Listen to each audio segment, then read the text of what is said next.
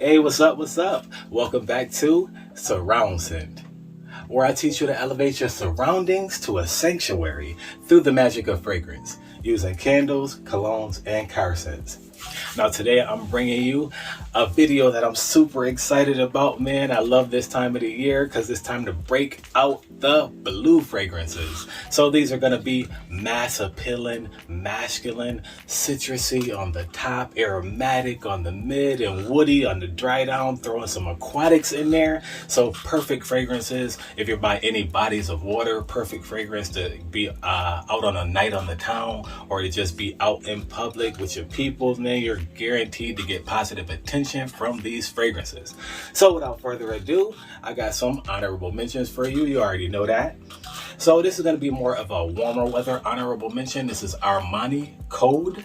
And I love Armani Code. Actually, I dig the Eau de Perfume. This is the Eau de Toilette, but I dig the Eau de Perfume as well. I like the Eau de Toilette a bit more. It's a bit more brighter, refreshing. You know, the projection's higher. It's more in your face. The Eau de Toilette is going to be more refined and richer, denser fragrance. So with that being said, love Armani Code. It's giving you some aromatics, some aquatics, some citrus, some woods in there.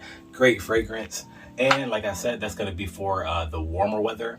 But now we go to my honorable mention for the cooler weather. We have Mr. Burberry. And I love Mr. Burberry. If you know the channel, you already know that. Love this blue fragrance for the cooler weather. It really holds its own. It has beast mode, projection, longevity.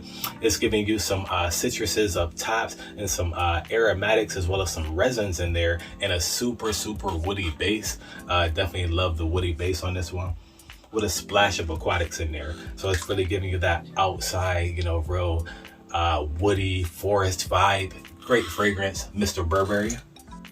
And that's the Eau de Toilette as well. Let's move on to the actual list. Get into this list, man. My number 5 favorite blue fragrance. This is gonna be none other than Dolce & Gabbana K. And this is the Eau de Perfume, not the Eau de Toilette. This one is giving you, as I stated before, a richer, denser, sweeter fragrance. I believe there's some fig in here and some blood orange as well. So it's a bit spicy. I believe it has some cardamom in there for the spice, but you're getting that spicy, that sweet, rich, dense, aquatic nuance from this fragrance. Super woody as well. Definitely a banger blue fragrance. That is Dolce & Gabbana K Eau de Perfume. Make sure you check out the Eau de Toilette too. That one is a brighter, fresher take on the Eau de Perfume. But we're going to move on to our number 4 fragrance. Woo! This is tough. If you could tell, I'm just doing this off the top of my head, man, so bear with me. But I would have to say, Versace Dylan Blue. Versace Dylan Blue is going to be my number 4 blue fragrance on this list. This one actually is the most complimented fragrance from my collection. Men, women, children, everyone goes wild for this one. They love this fragrance. Man, it gets positive vibes, positive attention anywhere you go, from strangers to people you know. Love this fragrance. It is the compliment magnet. But with that being said, it's giving you some aquatics and some citruses. You already know that from the blue fragrance. It's giving you some wood on the dry down. I believe there's some patchouli in there, adding some sweetness. But the kicker for this fragrance is the smoke. They add some smoke or incense in the dry down. So it really gives it that masculine, like rugged, seductive nuance to the fragrance. And it really holds its own in the cool weather as well. But don't sleep. You can still rock this one in the summer because it's still refreshing, bright, uplifting. Man, great fragrance. Now we'll move on to my number 3. Man, it's getting heavy now. Number 3 all time. We got to do it. YSLY Eau de Perform. YSLY Eau de Toilette. Now, I have the Eau de Perfume as well. But for me, the Eau de Perfume wherever it is. But for me, the Eau de Parfum is a dress up. It's a quintessential dress up fragrance. This is formal to a T. This, on the other hand, the Eau de Toilette. This is the little brother. This is the playful one. This is the live wire. This is the one that you're gonna wear when you're at the beach or, you know, going to a party, you know, a club or something like that. This is going to be the quintessential blue fragrance. This was my go-to fragrance at a point in time. Loved it so much, as you can see. But off the bat, we're getting some ginger, we're getting some lemon, we're getting some apple, so that, you know, that quintessential YSL opening, that bright pop that you get from the La Homes and the other YSLs. But this one changes up because you're getting some more florals and you're getting some woods, some aquatics in there. And this one is definitely going to be leaning towards the sweeter side, but it's not dense and rich. It's still light, it's bright, it's fresh. This is party time in a bottle. And that's YSL Y Eau de Toilette.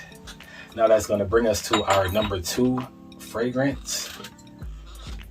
Versace Arrows, the Eau de Parfum, not the Eau de Toilette, and not the perfume. Eau de Toilette is not doing enough for me. It's not giving enough oomph. It's not giving enough power, projection, longevity. And the Eau de Parfum is a bit too sweet for me. It's too, it might even lean a bit unisex for me.